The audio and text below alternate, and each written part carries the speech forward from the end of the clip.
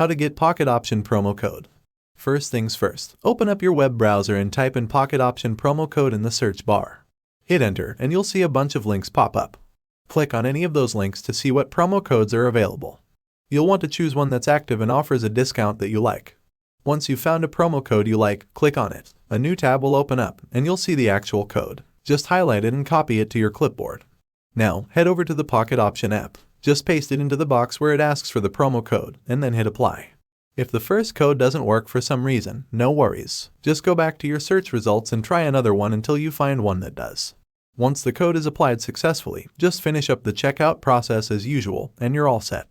And that's all there is to it. By following these simple steps, you can start saving with Pocket Option promo codes. If you found this guide helpful, don't forget to give it a thumbs up and consider subscribing for more money-saving tips. If you have any questions or need further assistance, feel free to drop a comment below. Happy saving!